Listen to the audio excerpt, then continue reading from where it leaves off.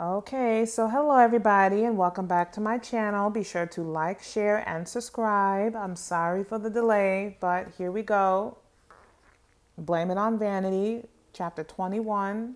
This chapter is called Metaphorically Speaking. Again, be sure to like, share, and subscribe and leave me some feedback. Chapter 21 is called Metaphorically Speaking.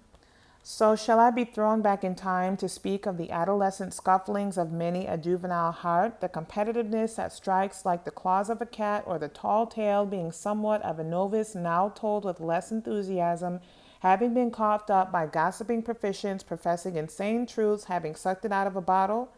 Not being accustomed to strutting with a steel heart, my tears roared out and poured down like rain, and I missed terribly a life of which I had not yet beheld.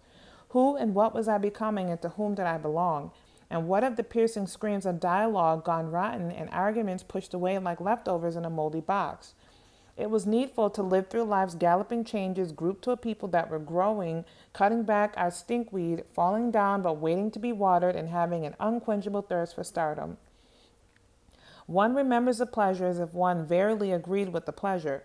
Most assuredly, and do hear with me a little in my past folly. However, with folly henceforth came my brokenheartedness and the dismantling of the titled song, What's This Strange Relationship? So where does the stem take root? So many young ones with idolatrous eyes beseeching to tear down the doors of an idol, only to sleep at the hem of his garment and keep his unwashed utensil as a memorabilia? I find my more fond memories drifting to the pool, laughing in the cool, warm water, staring off into the sparkling stars. Those were the real stars of God's blackest skies that leave the faces of man sad, wallowing in his own contemptuous grief. Some of these callous, colorful quests must be delicately washed away as peculiar memories better left unscathed or tarnished by the ink of a ready writer. Immaturity must have its place, as does integrity learn its place well, screaming to secure its place in my head. Those were the days when your only comfort was a sad love song, for the God I knew was the God I knew not of lived light years away. We butted heads like a hard-headed bullfighter and a roaring black bull, presumptuously scraping at each other's brains, wanting to win until toxic smoke arose from our nostrils. I must admit my craziness wallowed in with careful absurdity. I was addicted to every other moment, and when the elevator came to a screeching halt, I don't recall anyone screaming, "Jump!" When he said it was black, I unreceptively replied it was white. When I was thoroughly famished, he preferred to starve, and when he wanted to stop, I wanted to run like the wind. But we were played for such a time as that, and only heaven can predict all our heart-wrenching falls. Two young lions in a taming of the shrew, presumptuously bold, ripping apart that which was better untouched, both losing a battle, both so very lost. I measured his shadow, and it was exactly as mine. When the tour had finally completed its long, dedicated season of polished fame, I settled down to amuse myself, picking apart the spoils after a long escapade of partying, a simple display of stop, shake, and go off to the bars we blow. I must confess and repent genuinely for my portrayal of salacious, lavish acts. Again, forgive me. We were eager to provoke with perversities, and it was all overwhelmingly exhausting. Shall I be frank in saying the journey was periodically monotonous? For example, we sang the same songs, we spoke the same formulated lies, and I smiled the same shiny smile in the wide lens of a camera, and we laughed horrendously, a somewhat wicked laugh, and enjoyed the sneaky, immoral undertow of getting away with it. I played with the wrong kind of people, shook the wrong kind of way, and snorted the pretty poison of pure white filth, glistening in the blind eye of its beholder. I could fling a curse across a crowded room. Yes, in between the lines I had a game of dodge the devil, and the damage that I'd made in me was monumental. My heart grew sour with regret, choosing the way of defeat, smoking the apprentice road of oblivion, with marijuana being my fungus drug of choice and cocaine. Well, we were just getting started. Only God being in the business of fixing the catastrophic, thus it was not yet my time for entrapment, and the angel of purge was not yet sent to greet me, for I was not yet asphyxiated enough. So I lifted myself back to the ring and threw my wildest punch. When there is but one company, a massive controlling all, proudly capable of burning rubber, pulling the rope in one direction, having the strongest knot to pull, then it is they that declare power over the rose bush. Flowers don't grow if you don't water them. Obviously, she's talking about her relationship with Prince.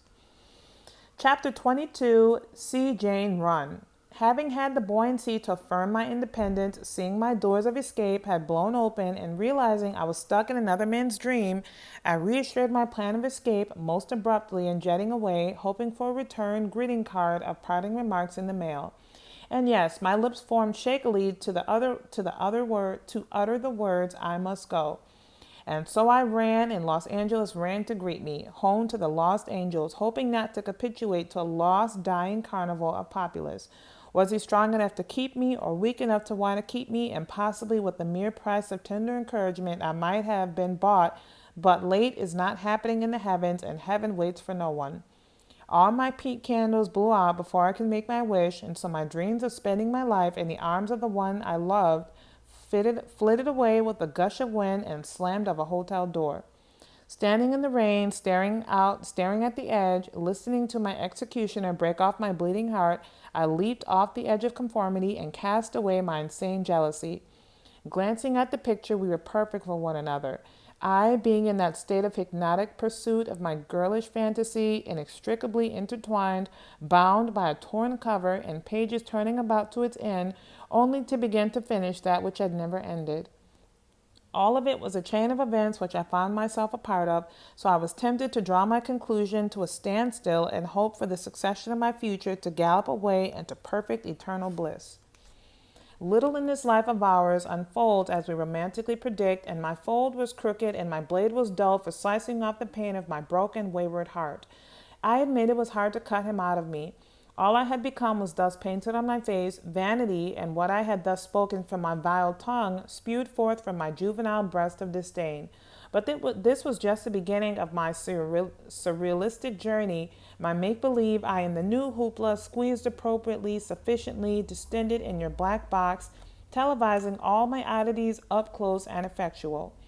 So this was my perfect plan of escapism, not so thoroughly planned out. However, I assured myself that if I ventured off abruptly, meaning run for my life, I would somehow eliminate my fear.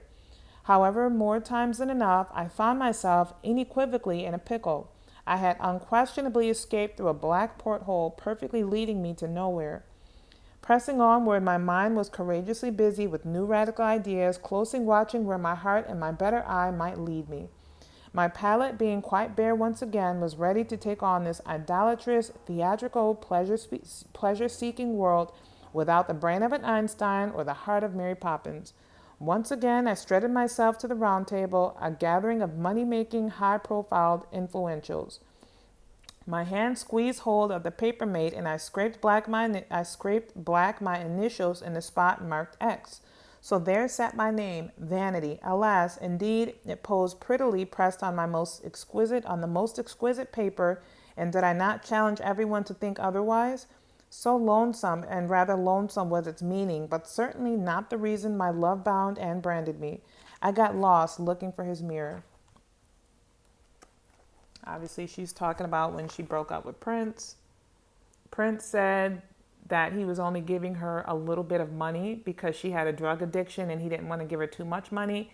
She claimed Prince only gave her a little bit of money for Purple Rain because he wanted to control her, which is why she dumped him right before they started filming Purple Rain. They fussed and fought over everything, according to her, but they cared about each other. And when she left Prince, he ended up all crushed and brokenhearted, and he never really got over it.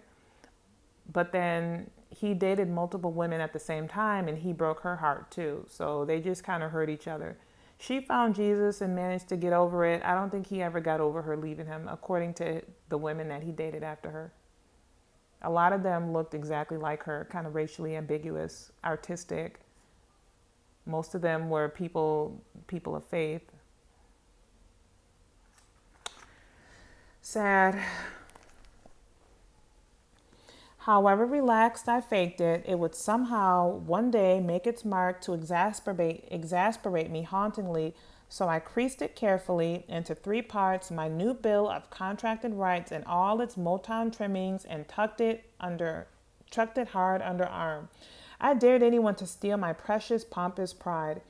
I clicked my high-heeled stilettos towards the big brass door, quite ready to enrich my life with fluff and my bank account with fresh new presidential paper.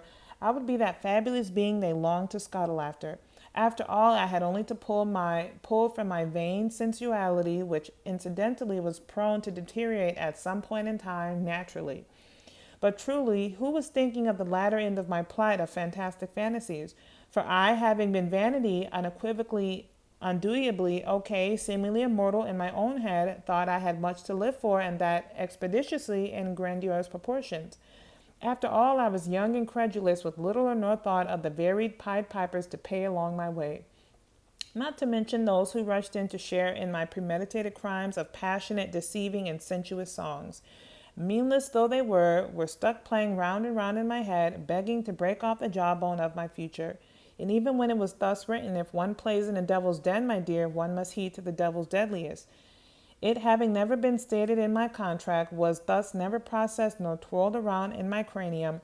Needless to say, the devil creeping after my skull and crossbones kept his attacks at bay, waiting for a more appropriate time to greet me, or had he begun already? And that was chapter 22, called See Jane Run. Be sure to like, share, and subscribe, and leave me some feedback on my reading. The next chapter will come soon. Very soon.